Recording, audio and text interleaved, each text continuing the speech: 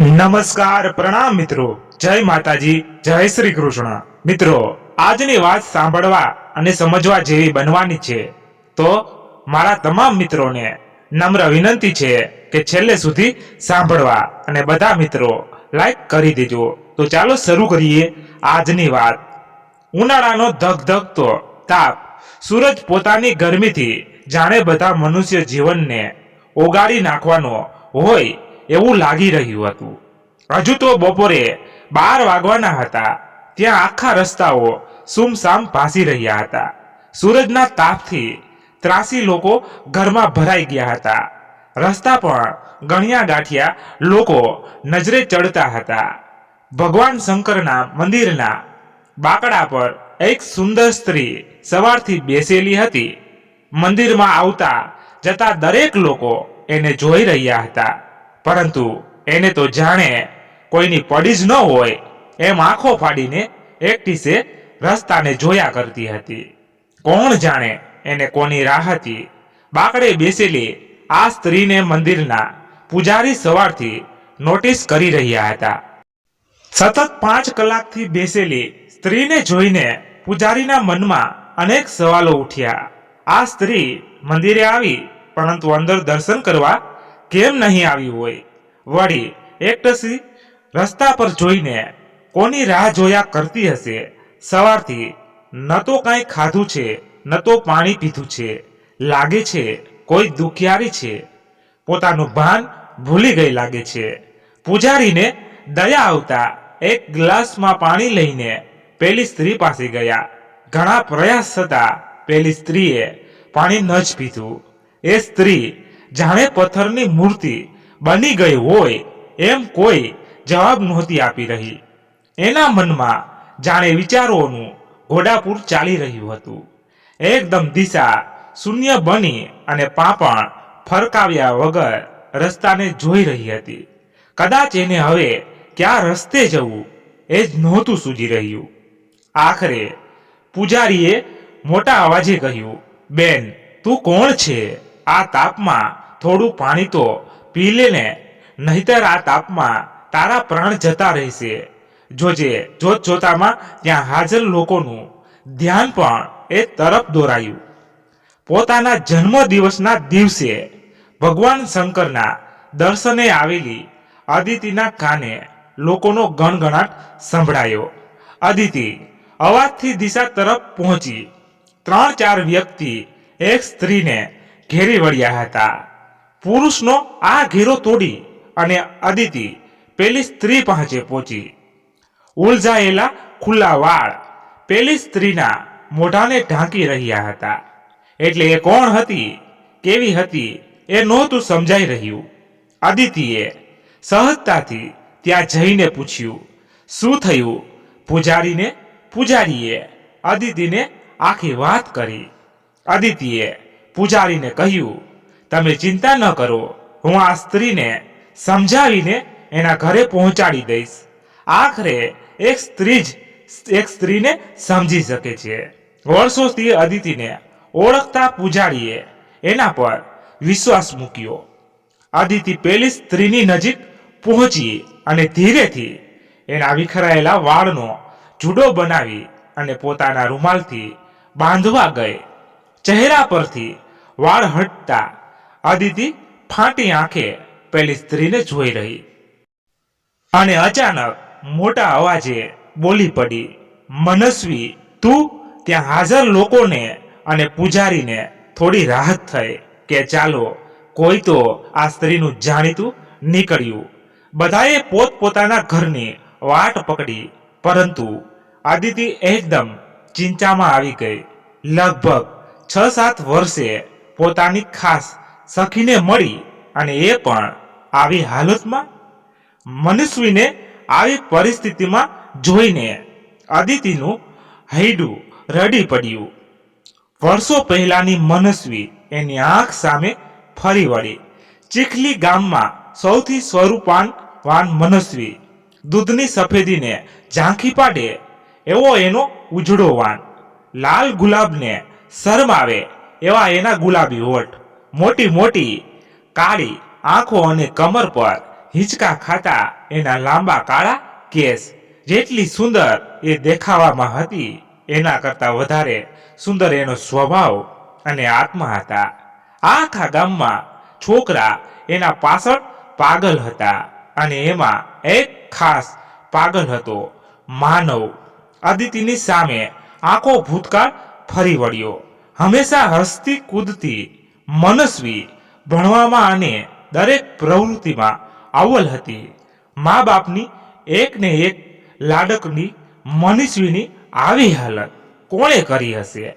ચહેરા પર આ ઘેરા લાલ કાળા ડાઘ, હોઠ પર જામી ગયેલું લોહી અને વળી આ પીળા કુર્તામાં લાલ ડાઘ સેના? મનસ્વીની આવી રીતે જોઈને અદિતિ એકદમ ડઘાઈ ગઈ. મનસ્વીને હલાવીને થાકી ગઈ, પરંતુ મનસ્વી કોઈ જવાબ આપી નહોતી રહી. અદિતિને થયું કે કદાચ સૂરજની ગરમી મનસ્વીના માથે ચડી ગઈ હશે. પાણી રેડીશ તો એ નોર્મલ થઈ જશે. એટલે અદિતિએ પૂજારી પાસે એક ડોલ પાણી મંગાવ્યું. પૂજારીજી પાણી લઈને આવ્યા. અદિતિએ મનસ્વી પર પાણીની આખી ડોલ રેડી દીધી, પરંતુ મનસ્વી પર કોઈ વાતની અસર ન થઈ. અદિતિને નજર અચાનક નીચે પડી. જોયું તો પાણીનો રંગ લાલ અને મનસ્વીના હાથમાંથી એ રેલો નીકળતો હતો. આ જોઈને અદિતિને વધુ ચિંતા થઈ આવી. અદિતિના મનમાં અનેક વિચારોએ જમાવડો કર્યો.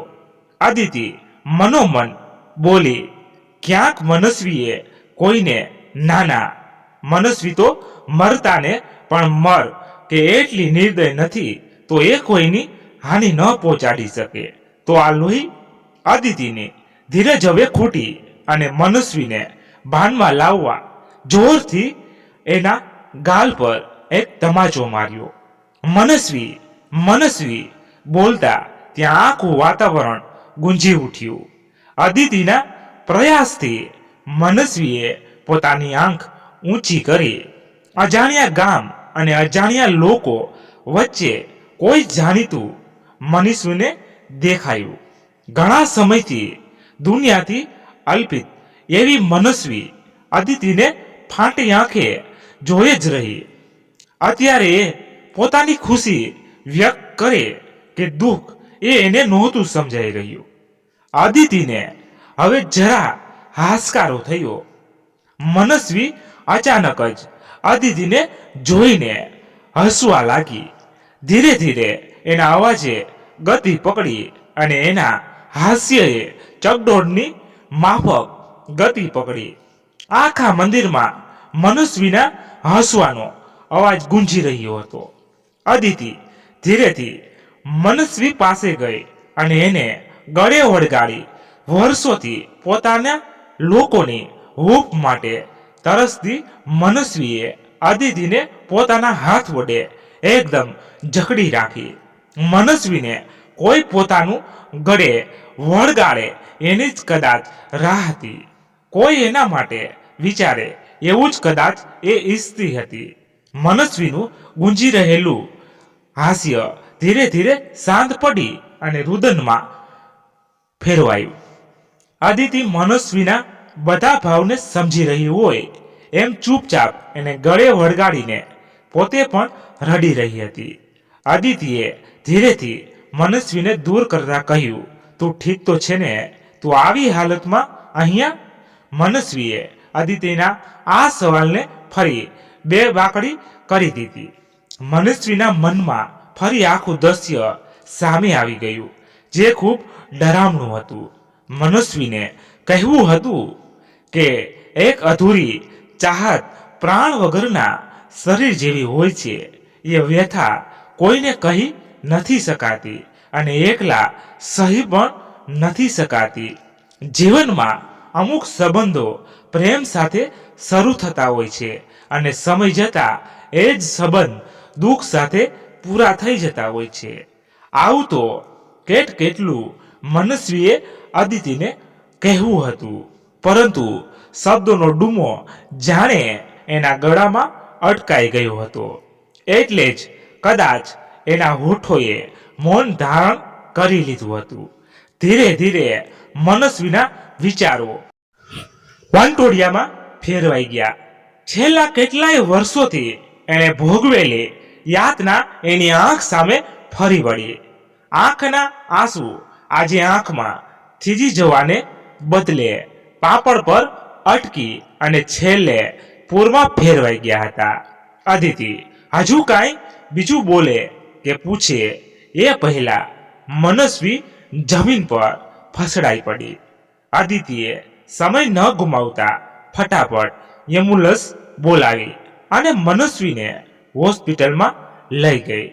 અદિતિએ પોતાના પતિને ફોન કરી અને સઘળી હકીકત જણાવી.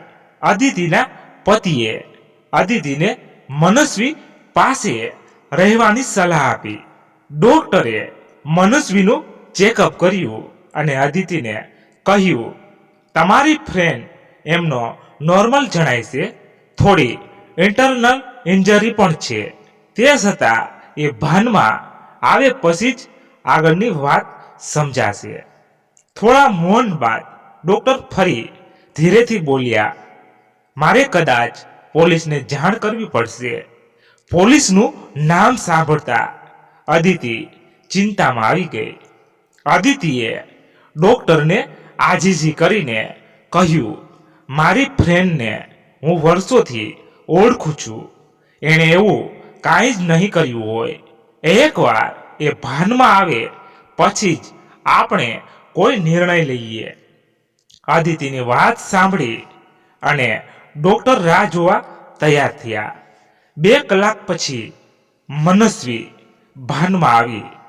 ડોક્ટર મનસ્વી પાસે આવ્યા અને થોડી વાતચીત કરવાની કોશિશ કરી.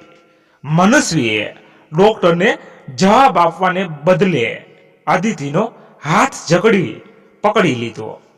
ડોક્ટરે અદિતિને પોતાની કેબિનમાં બોલાવી અને કહ્યું, મનસ્વીને કોઈ સારા સાયકોલોજિસ્ટને બતાવવાની સલાહ હું તમને આપું છું.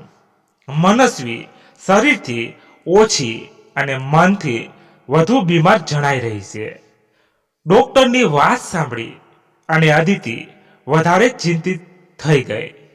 હવે આગળ શું કરવું એ અદિતિને સમજાઈ નહોતું રહ્યું. અદિતિ હજુ વિચારોમાં હતી ત્યાં અચાનક મનસ્વીએ જોરથી રાડ પાડી અને અદિતિ ફટાફટ દોડતી મનસ્વી પાસે પહોંચી. મનસ્વીની ચીસ સાંભળતા ડોક્ટર અને અદિતિ બંને મનસ્વીના રૂમ તરફ ભાગ્યા. રૂમમાં પહોંચતા વોર્ડ બોય એકદમ ડઘાઈ ગયો અને થોથવાતા અવાજે બોલ્યો, મેં કાંઈ નથી કર્યું. ત્યાં હાજર નર્સે ડોક્ટરને જણાવ્યું, વોર્ડ બોય મારા કહેવાથી પલંગને એક સાઈડથી ઊંચો કરવા ગયો હતો. વોર્ડ બોય જેવો મનસ્વી મેડમની નજીક પહોંચ્યો અને એમણે જોરથી ચીસ પાડી. ડોક્ટર મનસ્વીની હાલત સમજી ગયા એટલે એમણે મનસ્વીની નજીક જઈને કહ્યું, અહીંયા એકદમ સેફ છો, તમારે ડરવાની બિલકુલ જરૂર નથી. હવે તમે આરામ કરો. મનસ્વીને સુવડાવી અને ડોક્ટર અદિતિ સાથે ચર્ચા કરવા પોતાની કેબિનમાં પહોંચ્યા. ડોક્ટરે અદિતિને ડોક્ટર વિશ્વાસને મળવાનું કહ્યું. સાયકોલોજિસ્ટ તરીકે ડોક્ટર વિશ્વાસનું નામ ખૂબ આગળ પડતું હતું. અદિતિને ડોક્ટર વિશ્વાસ પાસે મનસ્વીને લઈ જવાનું ઉચિત લાગ્યું. હોસ્પિટલમાં મનસ્વીના શરીરના ઘાવ જરા હળવા થયા એટલે ત્યાંથી રજા આપી દીધી. અદિતિ એ જ દિવસે મનસ્વીને ડોક્ટર વિશ્વાસ પાસે લઈ ગઈ. ડોક્ટર વિશ્વાસે મનસ્વી સાથે વાતચીત શરૂ કરી. મનસ્વી ફરી પથ્થરની મૂર્તિ બનીને બેસી રહી. ડોક્ટર વિશ્વાસ એની ખુરશી પરથી ઊભા થયા અને મનસ્વીને બાજુમાં બેસ્યા. ધીરેથી એમણે પોતાનો હાથ સરકાવી અને મનસ્વીના હાથ પર મૂકીને કહ્યું, તમે મારા પર વિશ્વાસ મૂકીને બધું કહી શકો છો. તમે તમારા મનની મૂંઝવણ જણાવશો ત્યારે જ હું તમારા મનનો મૂંઝારો હલવો કરી શકીશ. ડોક્ટર વિશ્વાસના હાથનો સ્પર્શ થતા મનસ્વીને જાણે કરંટ લાગ્યો હોય એમ ઝડપથી પોતાનો હાથ હટાવી લીધો. આ સમયે મનસ્વીને પોતાના પર વીતેલી તમામ વાત યાદ આવી ગઈ. ડોક્ટર વિશ્વાસે કહેલી વાત પર મનસ્વીને ગુસ્સો આવ્યો. મનસ્વી ખુરશી પરથી ઊભી થઈ ગઈ અને ગુસ્સામાં બોલી પડી, હવે વિશ્વાસ જ નથી રહ્યો કોઈના પર. જ્યારે પણ કોઈના પર વિશ્વાસ કર્યો છે ત્યારે મારું દિલ તૂટ્યું છે. મારે તમારી સાથે કોઈ વાત નથી કરવી. મનસ્વીને આવું કરતા જોઈને અદિતિ અકળાઈ ઉઠી. અદિતિએ ડોક્ટર વિશ્વાસને કહ્યું, જો મનસ્વી પોતાનું દિલ ખોલીને વાત નહીં કરે તો ઈલાજ કેમ શક્ય બનશે? ડોક્ટર વિશ્વાસ અદિતિની અકળામણ સમજી ગયા અને અદિતિને શાંત પાડતા કહ્યું, આ કેસમાં ઉતાવળ નહીં ચાલે. મારે ખૂબ ધીરજથી કામ લેવું પડશે. તમારી વાત સાચી, પરંતુ છેલ્લા 2 દિવસથી એ કાંઈ બોલતી જ નથી. જ્યારે કોઈ વ્યક્તિના શરીર પર ઘાવ લાગે છે ત્યારે થોડા સમયે વ્યક્તિને ખૂબ દર્દ થાય છે. પછી ધીરે ધીરે જ્યારે એ ઘાવ ભરવા લાગે છે ત્યારે એ વ્યક્તિ નોર્મલ થતી જાય છે. જ્યારે આપણે તો મનસ્વીના શરીરનો નહીં પરંતુ મનનો ઘાવ ભરવાનો છે. એના મન પર મલહમ લગાડવાનો છે, જે ખૂબ અઘરું કામ છે. આપણે બંનેએ મળીને આ કામ કરવાનું છે. બોલ, મને સાથ આપીશ ને? આદિત્યએ વળતા જવાબમાં માથું ધૂણાવતા કહ્યું, મનસ્વી માટે હું બધું કરવા તૈયાર છું. ડોક્ટર વિશ્વાસે આદિત્યને સલાહ આપતા કહ્યું, મનસ્વીને જૂની અને સારી વાતો તરફ વાળવાથી કોશિશ કર. મનસ્વી જરા ખુલીને બોલતી થાય પછી મારી પાસે લઈને આવજે. પછી જ હું એનું કાઉન્સેલિંગ કરી શકીશ. ડોક્ટરની વાત માની અને અદિતિ મનસ્વીને પોતાના ઘરે લઈ ગઈ. દિવસ તો આમ તેમ વીતી ગયો. રાત્રે અદિતિ મનસ્વીને લઈને બાલ્કનીમાં બેસી ચાની ચૂસકી લગાવતા બાળપણની વાત છેડી. જોત જોતામાં મનસ્વી થોડું હસી, થોડું બોલી. 3 દિવસની મહેનત રંગ લાવી અને અંત મનસ્વી ડોક્ટર વિશ્વાસને મળવા તૈયાર થઈ. ડોક્ટર વિશ્વાસે આદિત્યને બહાર જવાનો ઈશારો કર્યો. મનસ્વી ન જાણી જાય એમ રેકોર્ડિંગ શરૂ કરી અને સવાલ પૂછવાનું શરૂ કર્યું.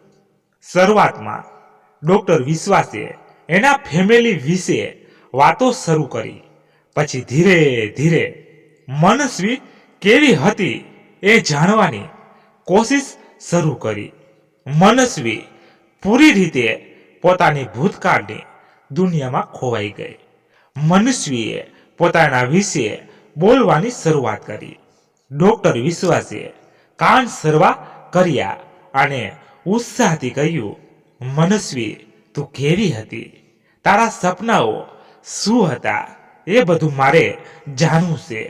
પહેલી વાર કોઈએ મનસ્વી શું છે એ જાણવાનો ઉત્સાહ બતાવ્યો એટલે મનસ્વીને અંદરથી ખૂબ સારું લાગ્યું.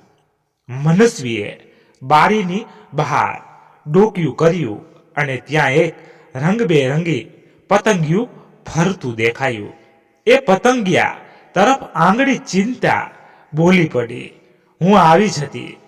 જીવનના દરેક રંગોથી રંગાયેલી અને પતંગિયાની જેમ આમ તેમ આખા ઘરમાં અને ગામમાં ફરતી રહેતી. મને દરેક વસ્તુ શીખવાનો જાણવાનો ખૂબ શોખ હતો. મારા પપ્પા હંમેશા કહેતા, તારા નામના અર્થને તે સાર્થક કરી બતાવ્યું. દરેક વાતે ઇન્ટેલિજન્ટ પણ આટલું બોલતા મનસ્વીની આંખમાં આંસુ આવી ગયા. ડોક્ટર વિશ્વાસે ધીરેથી કહ્યું, આ પણ તને એક કણાની માફક ખૂચે છે. થોડું દર્દ ચોક્કસ થશે, પરંતુ મનસ્વી આ કણાને દૂર કરીને ફેંકવું જ પડશે. તારી અંદર ચાલતા યુદ્ધને જીતવા માટે તારે કોશિશ તો કરવી જ પડશે. ડોક્ટરની વાત સાંભળી અને મનસ્વીએ પાણીનો એક ઘૂંટડો પીધો. પછી એ થોડી સ્વસ્થ થઈ. વાતને આગળ વધારતા ધીરેથી કહ્યું, પણ હું માણસ ઓળખવામાં થાપ ખાઈ ગઈ. હું ભણવામાં ખૂબ હોશિયાર હતી. હિસ્ટ્રી મારો પ્રિય વિષય હતો. એમાં મેં માસ્ટરની ડિગ્રી લીધી હતી. હું પ્રોફેસર બનવા માંગતી હતી, પરંતુ વિધાતાએ કંઈક અલગ જ કર્યું. મારા માટે અમદાવાદ શહેરથી ખૂબ કરોડપતિ ઘરેથી માગું આવ્યું. માતા પિતાને થયું, મનસ્વીના ભાગ્ય ખુલી ગયા. વળી કેતન દેખાવે પણ ખૂબ સારો હતો. હું ના પાડું એવું એનામાં કાંઈ જ ન હતું. ટૂંક સમયમાં જ મારા લગ્ન થઈ ગયા. દરેક નવી દુલ્હનની આંખમાં અનેક સપનાઓ હોય છે, એમ મારા પણ ઘણા સપનાઓ હતા. સમય વીતતો ગયો એમ મને સમજાઈ ગયું કે સપના તો માત્ર બંધ આંખોમાં જ સારા લાગે. જ્યારે આંખ ખુલે ત્યારે જ સાચી વર્મી વાસ્તવિકતાનો ખ્યાલ આવતો હોય છે. હું ઘરમાં વહુ અને પત્નીનો ધર્મ નિભાવતી રહી, અને કેતન મારી જાણ બહાર પહેલેથી જ એક અલગ દુનિયા વસાવી રાખી હતી. મારા ઘરના દરેક સભ્યોને આ વાતની જાણ હતી. તે છતાં કેતનને મારી સાથે પરણાવ્યો. મને જ્યારથી પ્રેમની સમજણ પડી ત્યારથી મેં ફક્ત કેતનને જ પ્રેમ કર્યો હતો. કેતનના બીજા સંબંધની વાત જ્યારે મારી સામે આવી ત્યારે મને સમજાયું કે કેતન રોજ કામનું બહાનું કરીને ઘરે મોડો કેમ આવતો હતો. હું રોજ રાત્રે મારા બેડરૂમમાં અડધી રાત સુધી કેતનની રાહ જોયા કરતી. એના મોઢેથી બે શબ્દો પ્રેમના સાંભળવા મારા કાન તરસી ગયા હતા. રોજ પથારીમાં મોં ફેરવીને એ તો સૂઈ જતો, પરંતુ મારા મનની અંદર રહેલી પ્રેમ અને શરીરની ભૂખ સંતોષવા હું આખી રાત વલખા માર્યા કરતી. એક પરણિત સ્ત્રીને મનગમતી વસ્તુ આપો, સારું ખાવાનું આપો, બહાર ફરવા લઈ જાઓ. એનાથી એ થોડી ક્ષણ માટે એ જરૂર ખુશ રહી શકે છે, પરંતુ પતિને એ પણ સમજવું જોઈએ કે પત્ની માટે પતિનો પ્રેમ અને પ્રેમ ભર્યા સ્પર્શ પણ ખૂબ જરૂરી હોય છે. મને કેતન સાથે મારું ભવિષ્ય ન દેખાતા મેં છૂટા થવાનો નિર્ણય લીધો. મારા સાસરાવાળાએ મારા માતા પિતાને તત્કાલ બોલાવ્યા. વહેલા આવવાની લાઈમાં રસ્તામાં એ લોકોનો એક્સિડન્ટ થયો અને હું મારા માતા પિતા ખોઈ બેસી. એક મોટા ડુસકા સાથે મનસ્વી ખૂબ રડી પડી. ડોક્ટર વિશ્વાસે મનસ્વીને શાંત પાડી અને થોડી વાર પછી વિશ્વાસે કહ્યું, પછી તે કેતન સાથે છૂટાછેડા લીધા. કેતનને સમજાઈ ગયું હતું કે હવે મનસ્વીનો કોઈ સહારો નથી, એટલે ક્યાં જશે. જેમ મોસમ સાથે પાંદડાઓ પોતાના રંગ બદલતા હોય છે, એમ જીવનમાં અમુક સંબંધો પણ પોતાનો રંગ બદલતા હોય છે. કેતને પણ પોતાના રંગ બદલ્યો. કેતને મને એકવાર પ્રેમથી બોલાવી અને શાંતિથી કહ્યું, તારી પાસે હવે કોઈ સહારો નથી, એટલે તું શાંતિથી પૈસા વાપર, મજા કર, પણ હું ક્યાં જાઉં છું અને શું કરું છું એ વિચારવાનું છોડી દે. કેતન તો બોલીને જતો રહ્યો, પણ મારા મનમાં ફક્ત એક સવાલ ઊભો થયો. હું જે વ્યક્તિને ખૂબ ચાહવા લાગી હતી, જે વ્યક્તિને મારી દુનિયા સમજવા લાગી હતી, એ તો મારા મનનો ખોટો ભ્રમ હતો. કેતનના એક જૂઠાણાએ મારી દુનિયાને અધૂરી અને ખોટી બનાવી દીધી હતી. એક દિવસ મનોમન મેં વિચાર્યું, આપણા જીવન સાથે જોડાયેલી એક ખાસ વ્યક્તિના જીવનમાં જો બીજાની હાજરી આપણું મહત્વ ઘટાડી રહી હોય, ત્યારે સમજી જવાનું હોય કે આપણે ક્યારેય એ વ્યક્તિ માટે મહત્વના હતા જ નહીં. જ્યારે આપણું મહત્વ જ ન હોય ત્યાં રોકાઈને શું કરવાનું? એક અધૂરી ખ્વાહિશ વ્યક્તિને આકાશમાં ઉડવા માટે મજબૂર કરી દેતી હોય છે. જ્યારે મારો તો પ્રેમ અધૂરો રહી ગયો હતો. મને કેતન પર ખૂબ ગુસ્સો આવ્યો અને આખરે મેં મનસ્વી વાક્ય પૂરું કરે એ પહેલા જ ડોક્ટર વિશ્વાસ ઊભા થઈ ગયા અને બોલી પડ્યા, એટલે તે એનો જીવ લઈ લીધો. ઓહ ભગવાન! ના ના ડોક્ટર, હું એને શું મારવાની હતી? મારી તો એણે મને નાખી. આટલું બોલી મનસ્વી ખૂબ રડવા લાગી. તો પછી તે શું કર્યું? મનસ્વી, કેતન સાથે તું અમદાવાદમાં રહેતી હતી, તો પછી અહીંયા નડિયાદમાં તું કેવી રીતે પહોંચી? અને આ હાલતમાં કેતન કોઈ કાળે મને છૂટાછેડા આપવા નહોતો માંગતો, કારણ કે એને સમાજનો ડર હતો.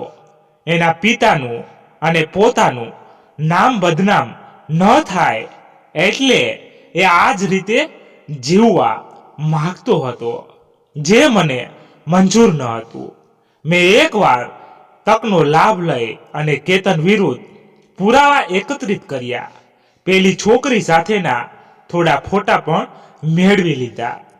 આ પુરાવા અને ફોટા બતાવીને મેં કેતનને કહ્યું, મને ચૂપચાપ છૂટી કર, નહીતર તારી પોલ આખા સમાજમાં ખોલી દઈશ.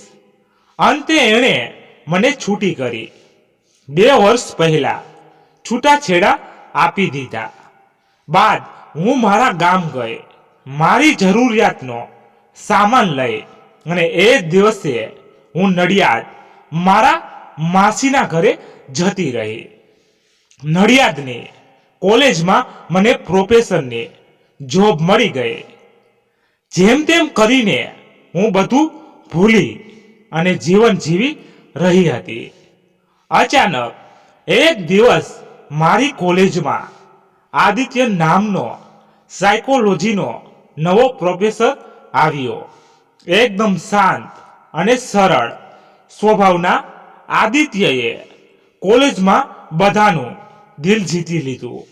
ઊંચો ખડતલ શરીર, ચમકદાર આંખો, ડોક સુધીના લાંબા વાકડિયા વાળ, એ જોઈને કોઈ પણ છોકરી એના પ્રેમમાં પડી જાય. આદિત્યના મિલનસાર અને હસમુખા સ્વભાવને લીધે બધા સાથે એની સારી એવી દોસ્તી થઈ ગઈ હતી. કેતનના અનુભવ બાદ હું પુરુષોથી જરા દૂર જ રહેવાનું પસંદ કરતી હતી. આદિત્ય કોઈને કોઈ કારણસર મારી નજીક આવવાની કોશિશ કરતો રહેતો, પરંતુ હું હંમેશા એને ઇગ્નોર કર્યા કરતી. એક દિવસ હું બસ સ્ટેન્ડ પર બસની રાહ જોઈ રહી હતી. અચાનક ત્યાં આદિત્યએ આવ્યો અને એણે પોતાનું બાઇક રોક્યું. વરસાદી માહોલ હતો અને બસના કોઈ ઠેકાણા ન હતા. આદિત્યએ મને કહ્યું, વરસાદ પડવાની તૈયારીમાં છે, ક્યાં સુધી બસની રાહ જોયા કરશો? બાઇક પર બેસો, હું તમને ઘરે મૂકી જાઉં. આદિત્ય સાથે મારે માત્ર આંખની ઓળખાણ હતી. છેલ્લા 6 મહિનાથી એની આંખ સતત મને જ જોયા કરતી. હું એ વાત સમજી ચૂકી હતી કે આદિત્ય મને પસંદ કરી રહ્યો હતો. એ દિવસે કોણ જાણે કેમ હું આદિત્યને ના ન કહી શકી અને બાઇક પાછળ ગોઠવાઈ ગઈ. થોડું આગળ પહોંચ્યા ત્યાં વરસાદ ટપક્યો. ભીના થવાની બીકે અમે બંને એક દુકાનની બહાર છાપરા નીચે ઊભા રહી ગયા. વરસતા વરસાદને જોઈને મારું મન ખૂબ ખુશ થઈ ગયું. ચૂપ રહીને અમે બંને થાક્યા અને થોડી વાતચીત શરૂ કરી. વાતચીત દરમિયાન જાણવા મળ્યું કે આદિત્ય અનાથ હતો. આદિત્યનું પોતાનું કહી શકાય એવું આ દુનિયામાં કોઈ ન હતું. મેં મનોમન વિચાર્યું, ચાલો મારી જેવું કોઈ તો નીકળ્યું. આદિત્યએ મને મારા વિશે પૂછ્યું. મેં ફક્ત એટલું જ કહ્યું, મારા માતા પિતાનું હું એક જ સંતાન હતી. એક એક્સિડન્ટમાં મેં બંનેને ગુમાવી દીધા. હવે હું એકલી છું. મારી વાત સાંભળી અને આદિત્ય તરત બોલી પડ્યો, ચાલો એટલે મારી જેવું કોઈ તો છે. વરસાદ રોકાયો અને હું ઘરે પહોંચી. સમય જતાં અમારી વાતચીત વધી. આદિત્યના દિલમાં મારા માટે ખાસ જગ્યા બની ચૂકી હતી, પરંતુ હું હવે કોઈને મારા દિલમાં જગ્યા આપવા નહોતી માંગતી. એકવાર પ્રેમ કર્યા બાદ ફરી હું દગો ખાવા નહોતી માંગતી. એક દિવસ અચાનક આદિત્યએ મારી સામે ડાયમંડ રિંગ ધરી અને લગ્ન માટે પ્રપોઝ કર્યું. મેં ઘસીને ના કહી દીધું. મારું ના પાડવાનું કારણ જાણવા મારી પાછળ એ મારા ઘર સુધી આવી ગયો. ન ચાહવા છતાં મારે એનો મારો ભૂતકાળ કહેવો પડ્યો. મારી વાત સાંભળીને જાણે એને કોઈ ફરક જ ન પડ્યો હોય એમ ફરી રિંગ લઈને સામે ઊભો રહી ગયો. કોણ જાણે એના મનમાં શું ચાલી રહ્યું હતું કે એ મને છોડવા તૈયાર જ ન હતો. આદિત્યએ મને પ્રેમથી સમજાવી, તારો ભૂતકાળ જેવો રહ્યો હોય એનાથી મને કાંઈ ફરક નથી પડતો. તું મારા વર્તમાન બન એવું હું ઈચ્છું છું. જીવનમાં કોઈ એક પડાવ પર જ્યારે ક્યાંય ખૂટ્યાની લાગણી અનુભવાય ત્યારે કોઈના સાથની અને હૂંફની જરૂરિયાત વર્તાય છે. એમ મને પણ વર્તાણી. જેમ એક નબળું શરીર બીમારી નોતરે છે, એમ એક નબળું મન નવો સહારો શોધે છે અને મને એ સહારો આદિત્યમાં દેખાયો. આદિત્યના પ્રેમ સામે હું હારી ગઈ અને અંતે મેં રિંગનો સ્વીકાર કર્યો. એટલે તે એની સાથે લગ્ન કરી લીધા. ડોક્ટર વિશ્વાસે આશ્ચર્ય સાથે મનસ્વીને સવાલ કર્યો. હા, મેં એ જ અઠવાડિયામાં લગ્ન કરી લીધા. આટલો બધો ઉતાવળો નિર્ણય? હા, ડોક્ટર, એ જ મારા જીવનની મોટામાં મોટી ભૂલ હતી. આદિત્ય તો સારો હતો, તે જ આગળ કહ્યું ને. હું પણ તમારી જેમ એવું જ માનવા લાગી હતી. લગ્ન કર્યાના શરૂઆતનો 1 મહિનો મારા માટે ખૂબ યાદગાર રહ્યો અને એના પછીના દરેક દિવસ મારા ખૂબ દર્દનાક રહ્યા. ડોક્ટર વિશ્વાસ મનસ્વીની વાત સાંભળીને ચોંકી ઉઠ્યા અને બોલી પડ્યા, એવું તો શું કર્યું?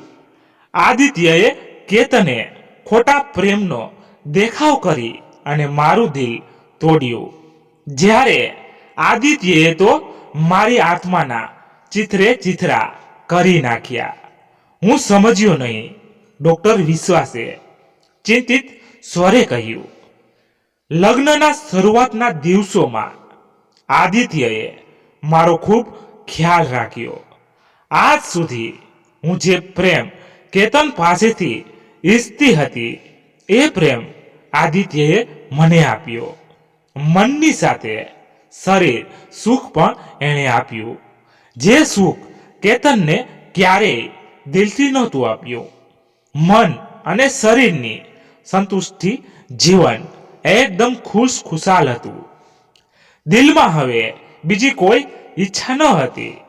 લગ્નના બીજા મહિને મને ખબર પડી કે હું પ્રેગ્નેન્ટ છું. મેં ખુશ થઈને આ સમાચાર આદિત્યને આપ્યા. આદિત્ય ખુશ થવાને બદલે મને કહેવા લાગ્યો, તું એબોર્શન કરાવી લે, મને સંતાન નથી જોઈતું.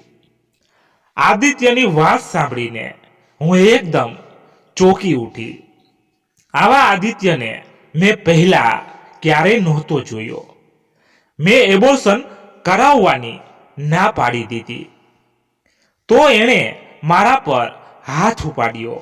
હું એકદમ શોકમાં આવી ગઈ અને મેં ઘર છોડવાનો નિર્ણય કરી લીધો. હું ઘર છોડીને મારા માસીને ત્યાં જવાની હતી.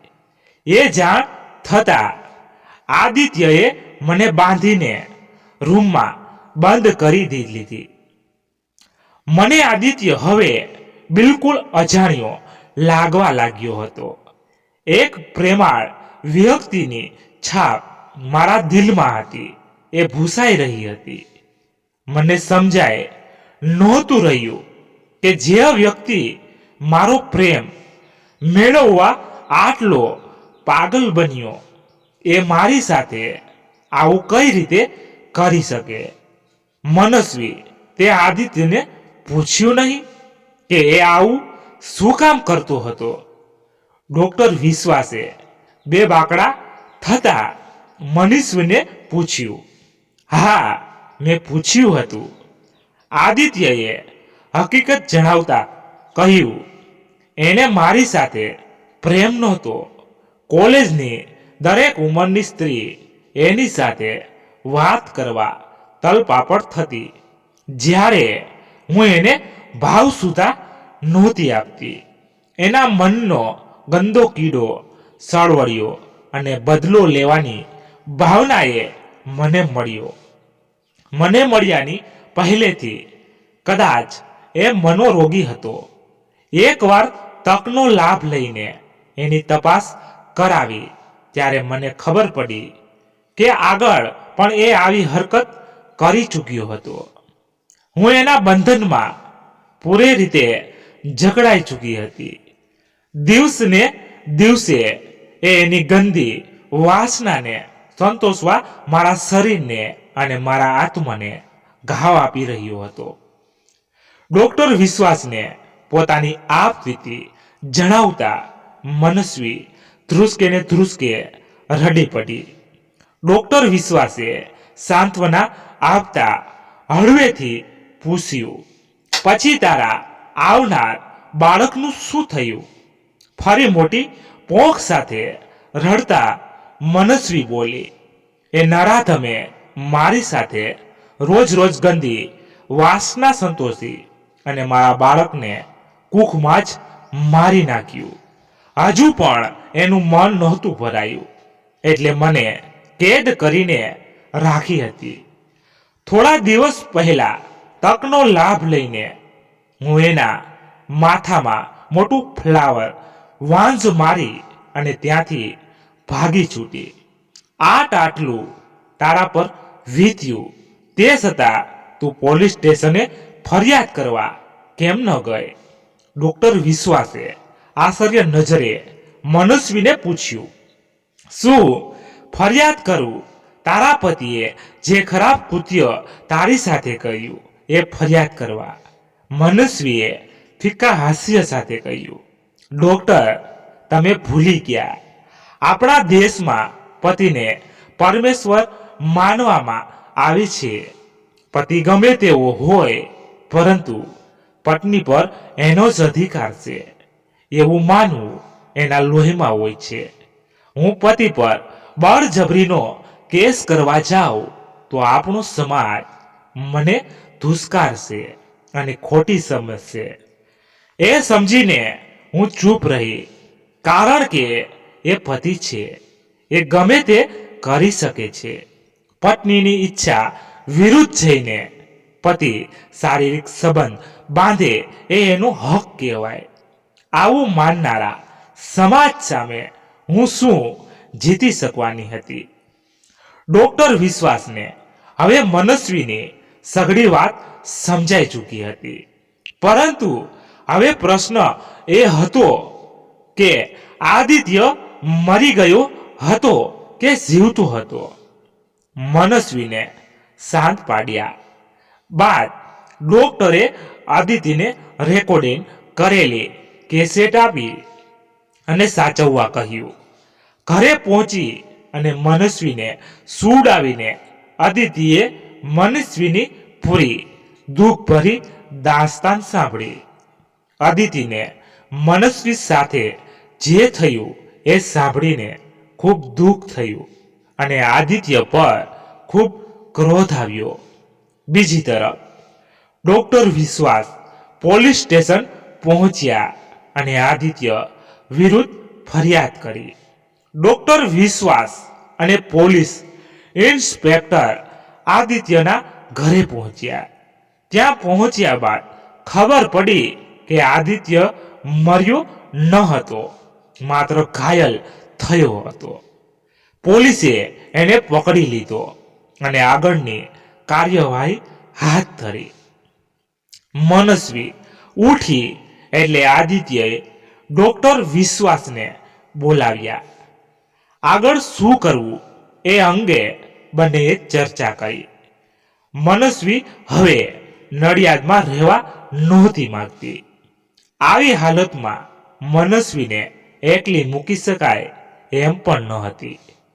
આદિત્યનો કેસ પતે પછી મનસ્વીને એના ગામ ચીખલી મોકલી દઈએ એવી સલાહ ડોક્ટર વિશ્વાસે આદિત્યને આપી. મનસ્વી પણ આ વાતમાં સહમત થઈ. અદાલતમાં કેસ ચાલ્યો. આદિત્યને એના કર્યાની સજા મળી અને મનસ્વીને હાશકારો થયો. મનસ્વી અને આદિત્ય પોતાના ગામ ચીખલી પહોંચ્યા. મનસ્વી હજુ પણ ઉદાસ હતી.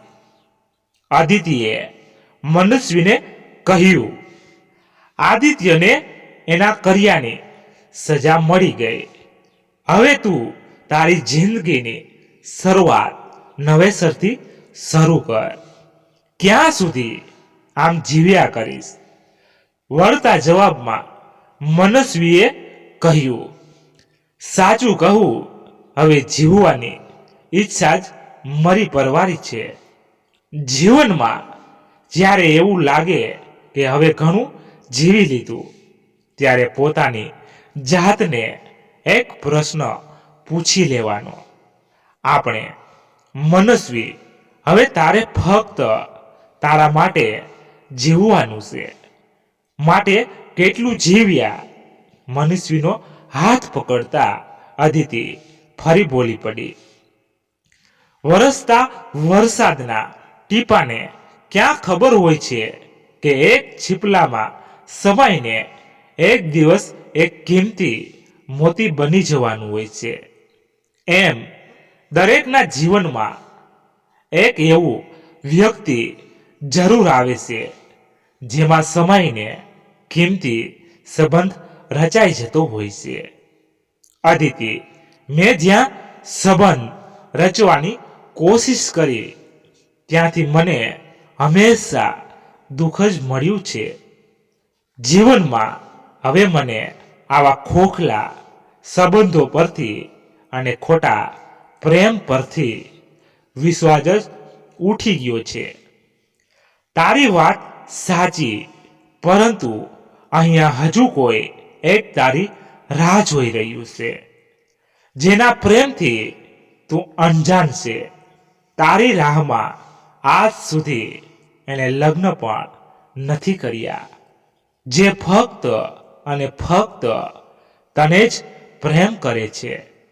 મનસ્વી એકદમ ચોંકી ઉઠી અને આશ્ચર્ય સાથે બોલી પડી, તું કોની વાત કરે છે? બીજું કોણ હોય વળી? તું સારી રીતે ઓળખે છે એને. તું ભણે લીસરી, તને ક્યાં ખબર હતી કે તારી પાછળ કેટલા પાગલ હતા? તું ક્યાંક માનવની તો વાત નથી કરતી ને? હા, તું એકદમ સાચું સમજી. મારે એની સાથે ફોન પર વાત થતી રહે છે. એ તારા વિશે બધું જાણે છે. અદિતિની વાત સાંભળતા મનસ્વી ગુસ્સેથી બોલી પડી, તું મારી ફ્રેન્ડ છે કે એની? આટલા વર્ષો મારી સાથે કોઈ વાતચીત નહીં અને માનવ સાથે દોસ્તી નિભાવી. મનસ્વીને શાંત પાડતા અદિતિએ પોતાના કાન પકડતા માફી માંગી અને કહ્યું, તું લગ્ન કરીને અહીંથી ગઈ પછી અમારાથી દૂર થતી ગઈ. તું તારામાં જ એવી ઉલઝાયેલી હશે કે તે કોઈનો સંપર્ક ક્યારેય કર્યો જ નહીં. વળી તારા માતા પિતાના ગયા બાદ અહીંયા તારા કોઈ સમાચાર અમને નહોતા મળતા. હું મારા પિયર અહીંયા આવતી ત્યારે માનવ અને બીજી ફ્રેન્ડને મળતી હતી.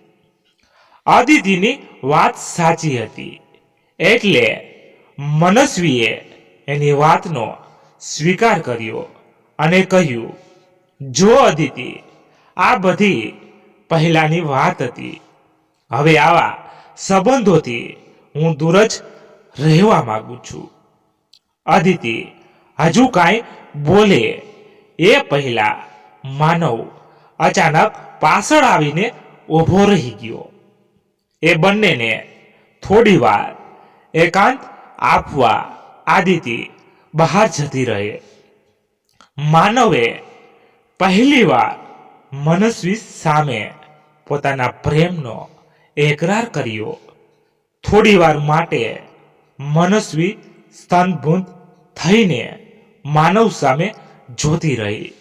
માનવની પૂરી વાત સાંભળ્યા બાદ મનસ્વીએ કહ્યું, મારા જીવનમાં બે વ્યક્તિ આવ્યા. એમાં કેતને મારા પ્રેમના બદલામાં મારું દિલ તોડ્યું, મારો વિશ્વાસ તોડ્યો અને મને દગો આપ્યો. આદિત્યએ એની વાસના સંતોષવા મારી સાથે લગ્ન કર્યા અને મારી શરીર અને આત્મને દુઃખ પહોંચાડ્યું. કેતને મારા પ્રેમને પૈસાથી તોલ્યો અને આદિત્યએ વાસનાથી. મારે શું જોઈતું હતું એ તો ક્યારેય કોઈએ સમજવાની કોશિશ જ ન કરી. મનસ્વીનું દુઃખ સાંભળતા માનવની આંખ એ આવી ગઈ. માનવે મનસ્વીનો હાથ પકડ્યો અને કહ્યું, પ્રેમ અને મોહ આ બંને વચ્ચે જમીન આકાશ જેટલું અંતર હોય છે. સમય જતા વ્યક્તિનો મોહ છૂટી શકે છે, પણ પ્રેમ ક્યારેય છૂટતો નથી. પછી ભલે એ બે વ્યક્તિ વચ્ચે કેટલું પણ અંતર કેમ ન હોય. તું મારાથી આટલો સમય દૂર રહી, તે છતાં મારા પ્રેમમાં કોઈ ફરક ન પડ્યો અને આગળ જતા પણ કોઈ ફરક નહીં પડે. બસ તું હા કહે એટલી જ વાર છે. હું તને વચન આપું છું કે તારી આંખમાં ક્યારે આંસુ નહીં આવવા દઉં. માનવની વાત સાંભળતા મનસ્વીએ સહજતાથી કહ્યું, જીવનમાં દરેક સંબંધોનું નામ આપવું શું જરૂરી હોય છે? મનસ્વીની અંદર રહેલો ડર અને એના દિલની વાત માનવ સારી રીતે સમજી ગયો. જ્યાં સુધી મનસ્વી પોતે આ સંબંધને નામ આપવા ન ઈચ્છે, ત્યાં સુધી એ ક્યારેય કોઈ જાતનો સવાલ નહીં પૂછે. એ વચન માનવે મનસ્વીને આપ્યું. બંનેએ હસતા હસતા એક નામ વગરના સંબંધની શરૂઆત કરી. ખરેખર જીવનમાં જ્યારે એક નામ વગરના સંબંધની શરૂઆત થાય છે, ત્યારે એ વ્યક્તિનો જન્મ ફરીવાર થતો હોય છે. મિત્રો, વાર્તા અહીંયા સમાપ્ત થઈ.